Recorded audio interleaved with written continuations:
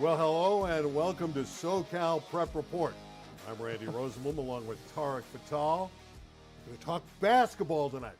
Basketball, like Bronny James playing for the Lakers, having 8 points in the first half. We all love Bronny James. He went to Sierra Canyon. Tarek, how are you? MVP. MVP. Let's not go. I'm happy. I'm happy for him, man. I'm happy. That man, that young man, everything he dribbles, every time he breathes, it's scrutinized. So he's got 8 points at halftime. Yeah, they're losing, but he's playing well in 12 minutes. Good for Bronny. Why not? He's going to get into double digits like his dad does every night. There you go. Except when he doesn't play. We're going to talk state basketball tonight. Stephen Singleton will join us in a moment. You got a comment on the coach from Eastvale, Roosevelt? Coach is the toughest team in California. Arguably the country, for sure, in California. And they proved that. They won what I like to call the California treble. The section, the region, and the state, which isn't easy to do. No, it isn't. All right, let's talk about it. They won in Sacramento. Big win over Reardon of San Francisco. You can see the numbers, 80-60. It was the Braden Burries show, wasn't it? Yes, 44 it points, was. 12 boards. Spectacle performance. What surprised, okay, so listen, this is Braden Burries is all time. I mean, he's that good. But a little bit of this falls on Reardon. I've watched basketball long enough. The guy would grab rebounds, and I mean, we're talking about look, this is a straight line drive. I don't get how anyone can just over and over again get the ball and get to the rim on straight line drives. Now that's a tough finish, that's good defense, but he was special. He made a bunch of and ones. He made pull-up threes, walk-up threes. He got to the foul line, and it was really no contest. Once the third quarter came around, it was over. I feel good for the Mustangs winning because they came so close last year against Harvard Westlake. They got bumped off in the sectional championship in a game that went down to the wire. Burries is obviously sensational. 27 of the 44 came in the first half. He put on a clinic. Yeah, he was. I think he had 39 at the end of 3, if I'm not mistaken. So it was fun to watch. I mean, hey, man, when you're covering high school sports like someone like myself, and you're watching for standout performances, that's one I'll pretty much remember forever. And I know he'll be, everyone around's like, oh, well, we're watching a pro play, basically. We're watching a pro play on an NBA arena. So to me, that was like prophetic. That it's just a matter of time for Braden Burries. For Stephen Singleton, it was a great time because Burries was on his side. Now, Coach, congratulations on all these championships. Did you hold back Burries in the fourth quarter? Is that the reason he only scored 5 points? Not at all. Not at all. We just, we were enjoying the moment, and it kind of just went the way that it went. But we had such a comfortable lead going into that fourth quarter that, we kind of just played it out, and our other guys were able to get on the floor at the end and get their experience out there too. But what an amazing accomplishment from Braden and game, and it was fun to watch and fun to be a part of. Is it sweeter? It's always sweet to win a championship. We all know that. But is it that much sweeter the way you lost the year before in heartbreaking fashion to not get the championship, to come back and get it this time? Absolutely. That was all our goal from, after we took that tough loss at Harvard Westlake last year in the regional final, when we were up and kind of, ended up losing that game, our guys, licked their wounds a little bit at the end of that year and just said, we're going to get back here. And we did. So it made it that much sweeter and that much just, more special to this group that they were able to go and accomplish what we set out to do.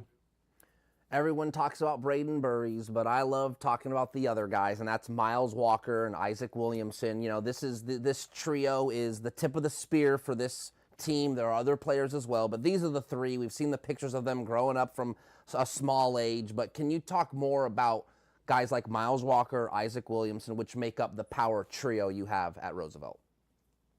Miles Walker is the heart and soul of our team. He's a true point guard who does everything, a coach asks. He's a great leader.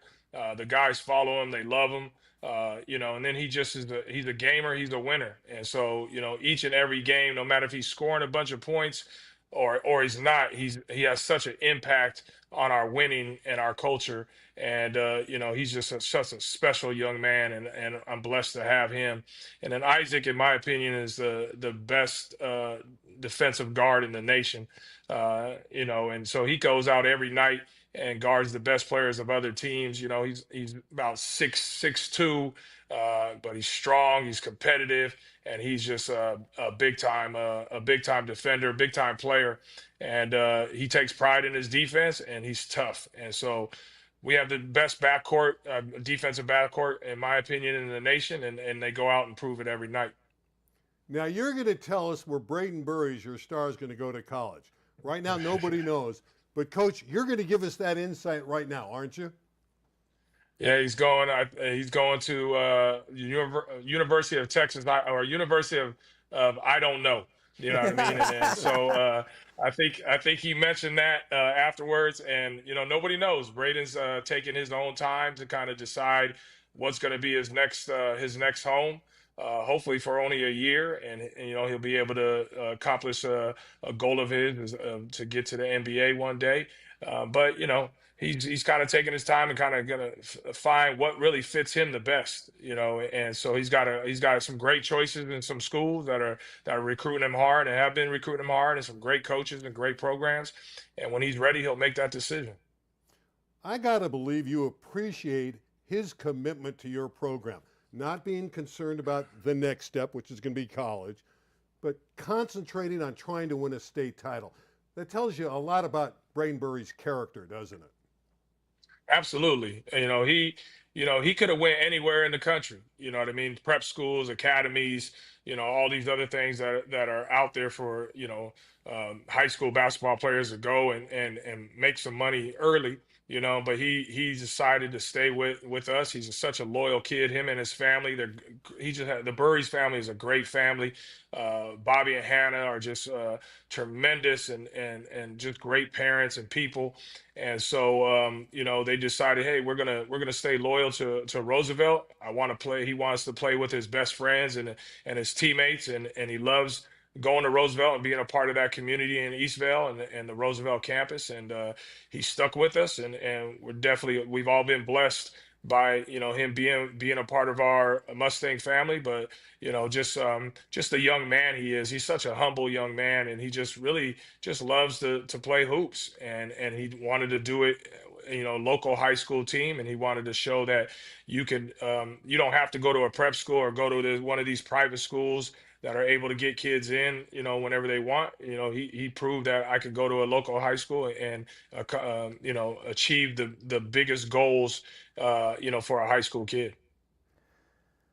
Coach, you mentioned Braden's foundation, his family, and the guidance he has, but I can actually speak to this. When I grew up playing high school and college basketball, my coaches were really important to me. I mean, they were huge, huge roles in my life and why I'm the young man today.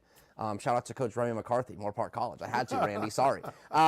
So, Coach, when you see someone like Braden, who has a good foundation at home, but you play a role in this young man's life, what do you tell him through navigating this recruiting trail, whether it be the NIL, what school to pick, program? What advice are you giving him through this moment?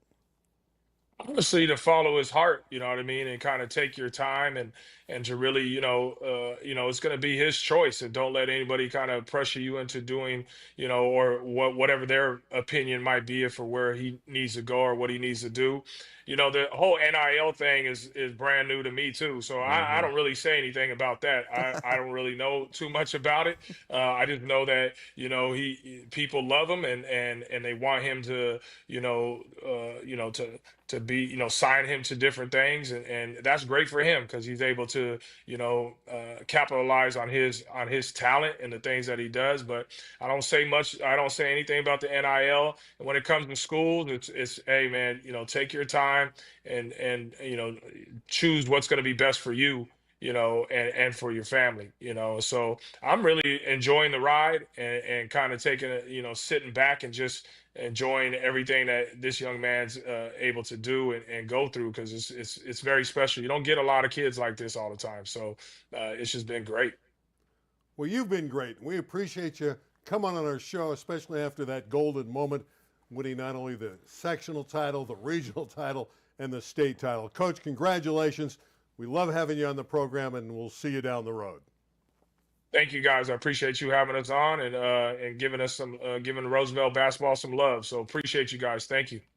You deserve the love. He deserves the love. They got more basketball to play, man. They're going to the Throne on the East Coast, which is a big national tournament, and they won it last year. And it's I wouldn't call it like taboo, but they can't go as Roosevelt. They have to go as like the Eastvale Mustangs or something like that, which is awesome. I think it's great. But they'll take the squad out there and they'll do some damage. So they got a little more basketball to win. Well, they've had a great year. They went 31 games this year. Yeah, That'll get it done. More than 30 games. Yeah. All right, let's talk a little bit about Division One in the state tournament. That school where Bronny used to play, Sierra Canyon, gets the title. Andre Chevalier and company pulled it out over Lincoln of San Francisco, 58-53. This was not a pretty game. This was a grinder. Super choppy, and with about 4 minutes to go, I'm thinking Sierra Canyon's going to lose.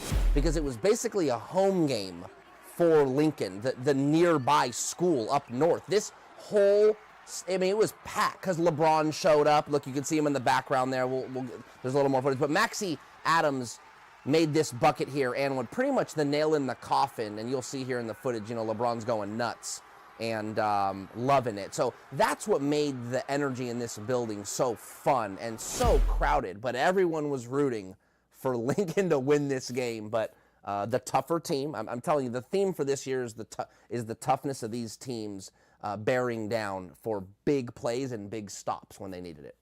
Maximo was great. He was maximum at the right time. Oh. Sorry about that.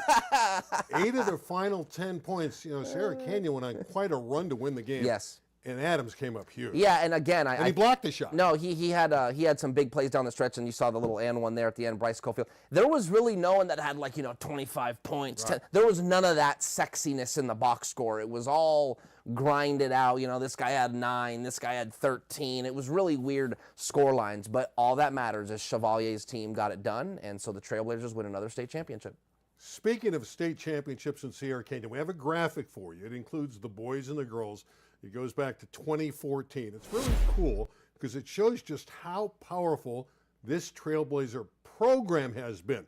I'm looking at it, 2014 the girls, 2015 boys and girls, all the way to 2025. That's 9 state titles, 5 for the girls, 4 for the guys. Okay, I'm going to say a majority of those victories, boys and girls, open division. Yes. I think 14 and the 14 and the 15s, those are lower divisions. I think the boys was like Division 4 or something like that. I think 16, 18, 19, and 22 are all open division championships. And then obviously the boys got the Division 1. So you're talking about the highest, if not the highest, the second to highest level in recent years. So a lot of basketball tradition at that school. They had a lot of veterans on this team. They're going to be no good next year. Oh, wait a minute. They got Adams coming back, the star of the championship game.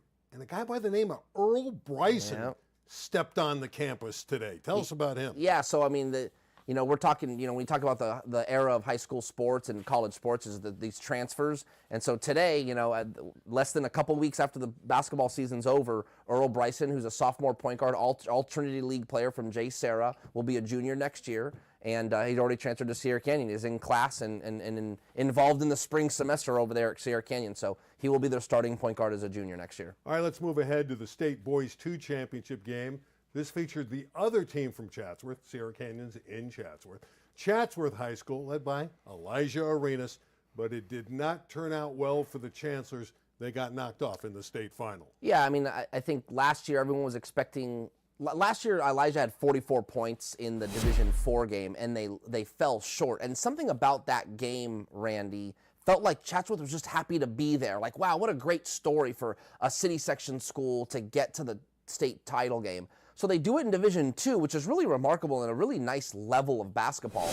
So you thought maybe they would capture the moment better, but Jesuit had this matchup zone defense that really slowed the game down, and Chatsworth did not have an answer for Jesuit's zone defense. So unfortunately, the Chancellors lose back-to-back state titles. How about Jesuit, though? They only had 4 turnovers. Now, here's a big pressure game. And to only turn it over 4 times is impressive. And they had 19 assists, so they shared the ball. 19 assists on 22 makes, too. So, yes, a very efficient slow it down, almost run something every time down. And obviously when the game is slower, you're not going to turn the ball over as much, So the whole game was to their pace, and they ended up winning the game. Arenas finished up with 22 points, over 3,000 in his career. Yep. He's the all-time leading scorer in the LA City section history. Only the 14th player in the state to go over $3,000 in points. Yeah, a heck of a career. I got to add, sorry, and only did it in 3 years. He did it in 3 years. Because he That's reclassed. true. That's pretty cool. So something to add to that. If he would have played another year, he might have been the #1 scorer of all time, right? No, he might have gotten to 4,000. He's That's 1,000. unbelievable. 1,000, and obviously he's averaging 1,000 in a season, so very possible. Your math is pretty good. Man. I'm impressed with your math. Springfield College, baby. Yeah. Let's go. You going to throw out a coach's name from Springfield? Charlie Brock. Oh, there he goes. We're at D3 now in the state. All right, let's talk about San Gabriel Academy. Oh, I man. love them because it's SGA, and I think about the guy in the NBA. Shea Gilgeous. Oh, yeah, nice. So nice. San Gabriel Academy, 52-51. This game was frightening. They had a 10-point lead to the Academy of San Gabriel with less than a minute to go, and they could have lost. Yeah, that let's talk about Mahamadou Diop real quick, and then we'll talk about the end of that game because it grew me some gray hair. But this kid is going to be special. I wouldn't be surprised if by the time he's a senior, he's only a sophomore now, but he's 6'10 already, 6'11 with a 7'3 wingspan. And Randy, when we watch you've been around a long time, when you watch these young athletes this tall and long, they're usually not, it takes them a little bit of time to develop. Sometimes the game moves a little fast for him. Not this young man. He's already there. He can catch, he can finish, he can block, he can anticipate, he can alter, he actually can shoot the free throw decently.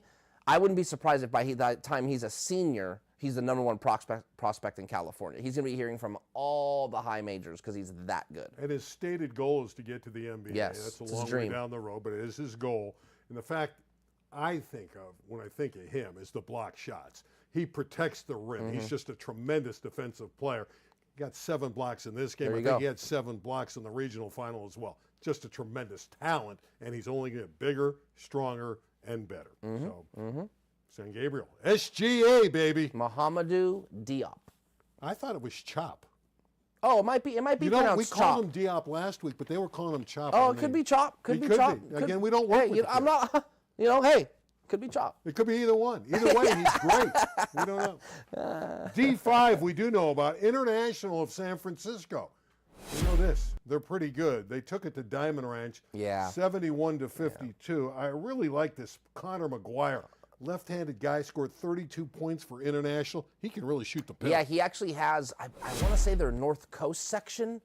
He has the North Coast section scoring record at 63 points. He did that this year. So you're talking about left-handed 6-foot guard with a headband. I mean, he's got this kind of crafty game, and he knows how to get to the free throw line. He can really shoot it. Really, really fun to watch. But Diamond Ranch, great story, great year. Probably a team that no one thought would get to a state title game, and they end up doing it, but just outmatched in that championship game. Let's turn our attention to the ladies, the girls' open division, and Tarek's favorite coach, the man who's always on the loose. Oh, you love it. Oh, Stan DeLuce, we know it.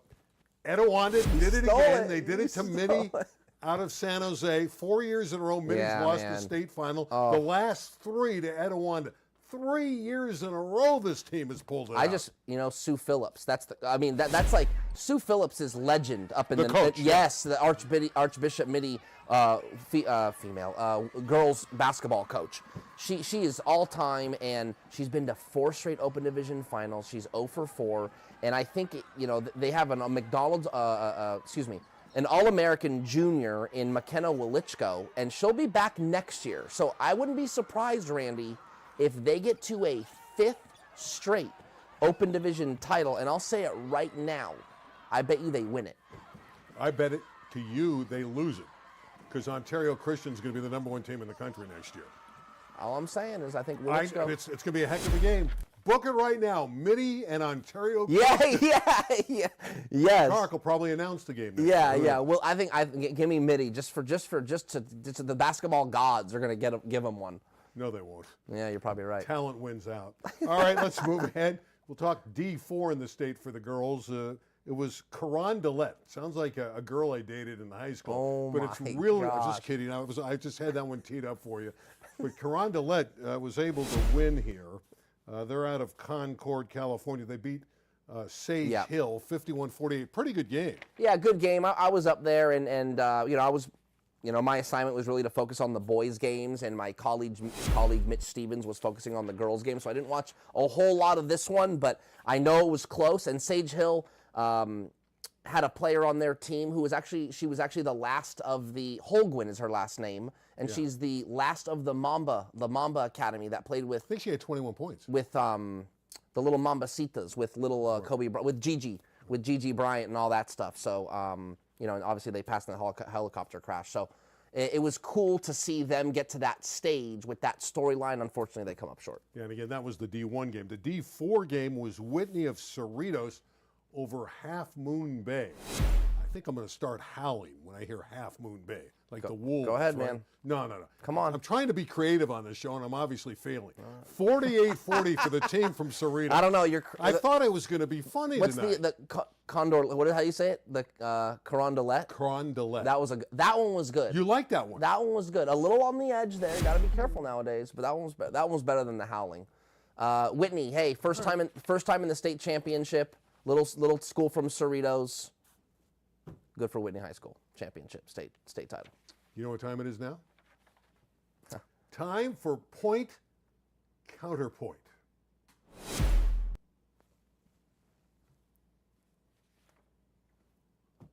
Braden Burries is our guy tonight. This is going to be the topic. He scored 44 points, 12 rebounds. Is it the greatest state finals championship game performance ever? Is it the best ever, Tarek Fatal? With my own two eyes and the 10 years I've been covering high school sports, I'm going to say yes. I haven't seen. Now, I saw Elijah Arena score 44 last year in a loss in the Division IV final, but given the level at which Braden Burries did this at the Open Division level, which is arguably the toughest tournament to win in the country, when you think about the Open, Southern Section, Regional, and State competition, Braden Burries putting a bow on it with 44 points and efficiently. Again, 39 3/4. And then the coach showed class, to your point, by bringing him off early in the fourth quarter to kind of give him a standing ovation. To me, that's the best I've ever seen. His eyes are young, but it is one of the best of all time. I will agree to that. Jason Kidd in 1992, playing for a team up north in Alameda. They knocked off a pretty good team, Mater Dei. He got a standing ovation when he left the premises after scoring 28 points, 7 rebounds, a bushel of assists. He was brilliant. I think Burries' performance probably just as good. Sure. But the best individual performance, and it was in a losing cause, goes to Tracy Murray back in 1989 for Glendora. They lost to a team from Atherton up north, but he scored the team's first 22 points. Oh, I didn't know that. First 22 in the quarter. The quarter ends, he gets the first 2 in the second quarter, so he had the team's, Glendora's, first 24 points. And he finished with 64. Yeah. I think they lost like 88-82. That's the greatest individual performance, but it did not come in a winning situation. That's point counterpoint.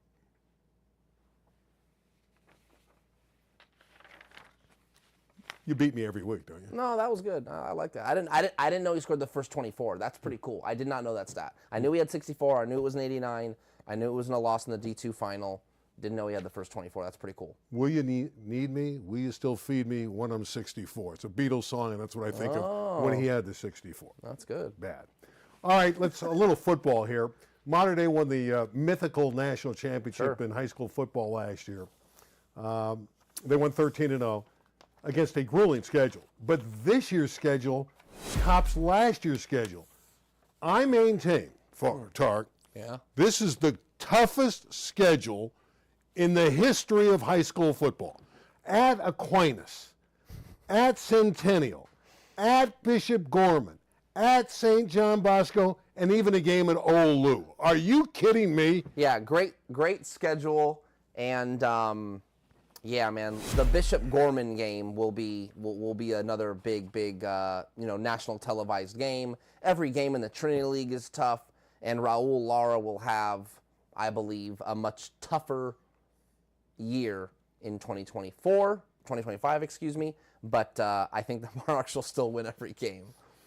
You do? Yeah. You think he's going to go undefeated? No, man. He's got Ryan Hopkins, who's a good transfer quarterback coming in. They just had the Elite 11. Excuse me, I got an inch here. They just had the Elite 11, and which is like a big quarterback showcasing like competition, and Ryan Hopkins like killed it. Right. And so his movement, his strength, his speed, he's going to be the complete opposite of Byerly. And Byerly was really good, but Hopkins is going to be like, it's going to be like putting Johnny Manziel, seriously, on Mater Dei. That's how electric he is.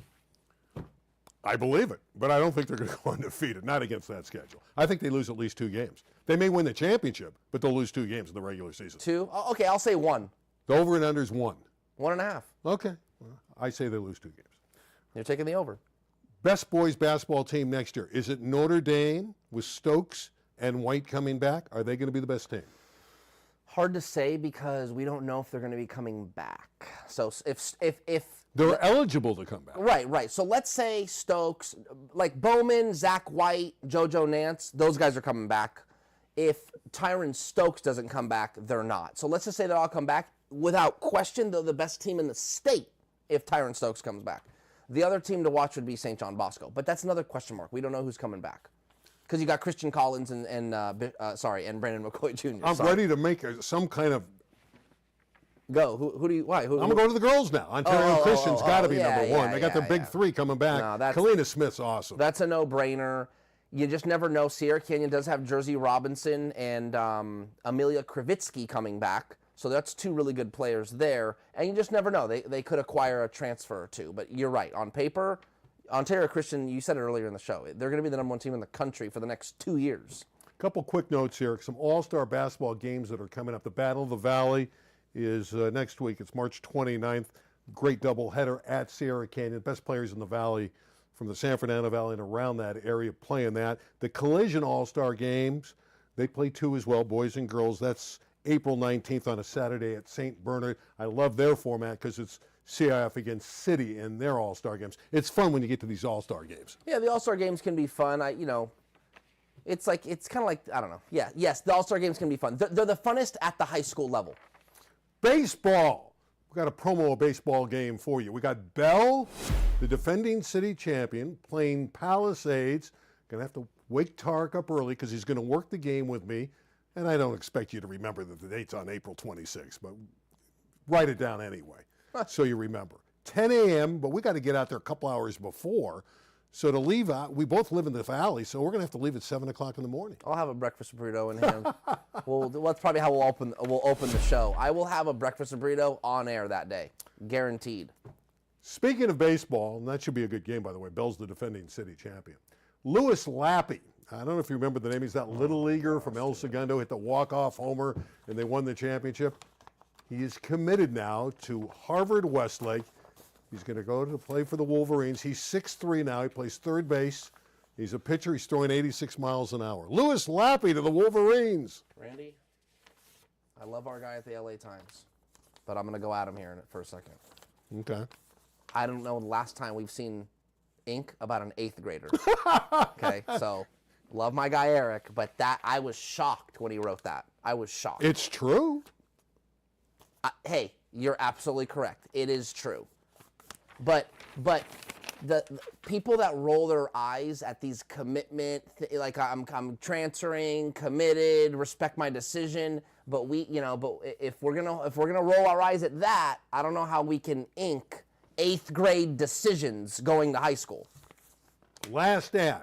That's what I thought. The president, Jackson Eisenhower of Crespi. Jackson, former president. Eisenhower, former president. He's got both names. He's 4-0. Crespi's undefeated. He's thrown 26 scoreless innings, and then we got to go. Quick comment? It might have been the first time I've ever seen an 8th grader's decision get publicized. You got nothing on the president? Nope. No comment on Jackson doing great things? I've never seen an 8th grader's decision to high school get a story. Go ahead, back to you. Okay. Jackson Eisenhower's having a great year at Crespi, and Corona's still the best team. They played, I think, 7 games. They have 6 shutouts. Their staff's unbelievable. Tarek, you ready to throw the paper? I am. That's it. Show's over. It was a lot of fun. Hope you enjoyed it. Thank you, Stephen Singleton. You were a joy to follow this year, and congratulations to Roosevelt Eastvale, the best state basketball team in California. We'll see you in a few weeks. We're going to take a little bit of a hiatus. We'll see you down the road, right here on SoCal Prep Report. Good night, everybody. Throw it, baby. Oh, almost hit the camera. You don't like Louis Lappy going to Harvard Westlake? I think it's fantastic that he's going there, but I just think if we're going to roll our eyes on certain things, how can...